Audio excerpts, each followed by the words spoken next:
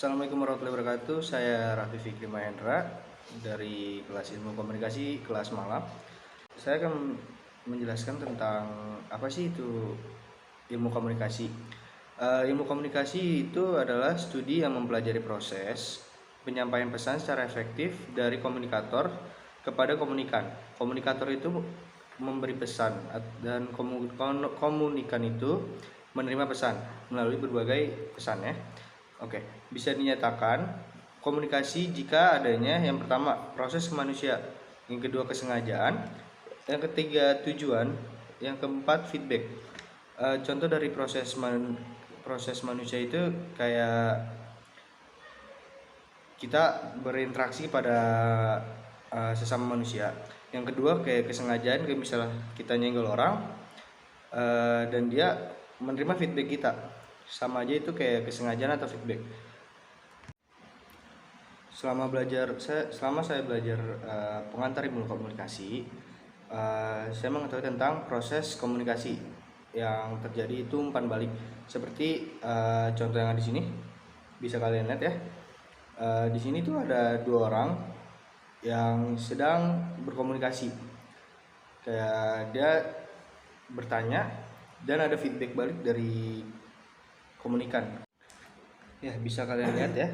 Di sini tuh ada decoding dan encoding. Oke, encoding itu pemilihan pengiriman pesan yang mau disampaikan. Kalau decoding, proses penangkapan pesan faktor latar belakang dan pendidikan. Apa sih arti penting komunikasi? Akibat atau hasil dari komunikasi itu apa sih? Yang pertama itu ada aspek kognitif. Aspek kognitif itu menyangkut kesadaran atau pengetahuan. Yang kedua itu ada aspek konatif. Aspek konatif itu menyangkut perilaku atau tindakan. Seperti kita menyenggol orang dan dia feedback kayak kenapa lu? Nah, yang ketiga itu ada aspek efektif, menyangkut sikap dan perasaan atau emosi. Oke, selanjutnya ada sejarah komunikasi. Sejarah komunikasi itu dibagi 3 tahap, yaitu ada publistik, jurnalistik, sama retorika. Untuk retorika itu dibagi menjadi 4, yaitu ada etos atau kredibilitas sumber. Yang kedua ada patos atau menyangkut. Yang ketiga ada emosi atau perasaan. Yang keempat itu ada logos atau menyangkut fakta. Properti itu tahapan setiap individu atau kelompok dalam mengidentifikasikan serta memahami lingkungan lewat bantuan panca inderanya. Macam-macam persepsi itu dibagi menjadi 5, yaitu persepsi visual, auditory, peradaban, penciuman, dan pengecapan. Mungkin kalian semua banyak bertanya, apa sih prinsip ilmu komunikasi? Oke, saya jelaskan ya. Yang pertama itu ada komunikasi. Komunikasi adalah sebagai simbolik. Yang kedua, setiap perilaku mempunyai potensi komunikasi. Yang ketiga itu komunikasi memiliki dimensi dan dimensi hubungan. Yang keempat itu ada komunikasi itu berlangsung dalam berbagai tingkat kesengajaan. Yang kelima, komunikasi terjadi dalam konteks ruang dan waktu. Yang keenam itu komunikasi melibatkan prediksi peserta komunikasi. Nah, yang ketujuh, komunikasi itu bersifat sistematik. Yang kedelapan, semakin mirip latar belakang sosial budaya, semakin efektifal komunikasi. Yang ke-10, komunikasi bersifat prosesual, dinamis, dan transaksional. Yang ke-11, komunikasi bersifat irreversible. Yang ke-12, komunikasi bukan panasi untuk menyelesaikan berbagai masalah. Kadang banyak orang bertanya, hal apa sih yang menarik dari mata kuliah ilmu komunikasi? Yang pertama saya jelaskan ya. Mata kuliah komunikasi ini mata kuliah yang seru dan up to date. Contohnya kayak berita-berita di luar sana itu kayak itu tuh pasti mencakup dengan ilmu komunikasi. Yang kedua itu dari relate dalam kehidupan. Maksud dari relate dalam kehidupan itu adalah kayak di jurusan ilmu komunikasi sangat sesuai dengan apa yang kita alami dalam kehidupan sehari-hari.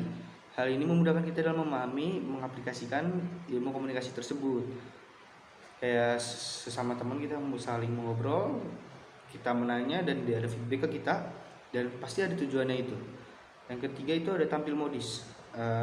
Tampil modis itu yang dimaksud itu kayak tuntutan untuk tampil prima dan modis di hadapan orang lain menjadi mahasiswa ilkom untuk memperjatikan penampilannya sendiri agar tampil lebih percaya diri dah. Seperti saya ini yang sedang mempresentasikan PPT ini.